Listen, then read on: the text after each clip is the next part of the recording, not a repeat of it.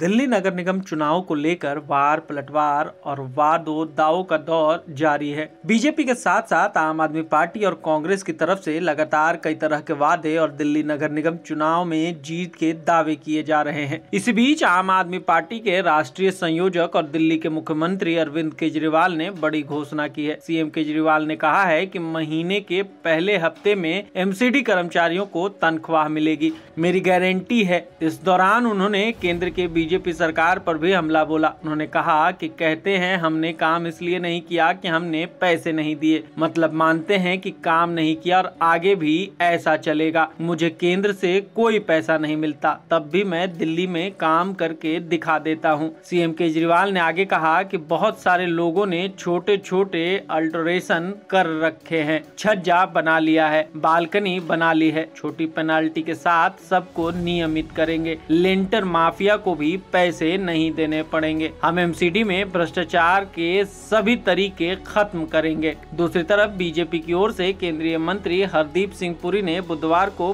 Press conference करके कई बातें कही। उन्होंने कहा कि प्रधानमंत्री नरेंद्र मोदी ने विज्ञान भवन में कालका जी में बनाए गए ईडब्ल्यूएस के 3000 से अधिक फ्लैट्स की चाबी सौंपी। जेवर वाला बाग में भी एक प्रोजेक्ट है जिसमें बड़ी संख्या में फ्लैट बनाए गए हैं। इसके अलावा कठपुतली कॉलोनी और अन्य प्रोजेक्ट्स भी हैं। केंद्र सरकार निरंतर गरीबों के लिए कार्य कर रही है। दिल्ली की आबादी 2011 के जनगणना के अनुसार 1.67 करोड़ मानी गई थी। अब जब अगली जनगणना होगी तो दिल्ली की आबादी 2 करोड़ से अधिक होगी। उन्होंने कहा कि जो हमारी स्कीम अभी लागू है, जहां झुग्गी वहीं मकान के तहत 10 लाख लाभार्थी होंगे। हमने मैनिफेस्टो में भी कुछ फिगर दिए हैं।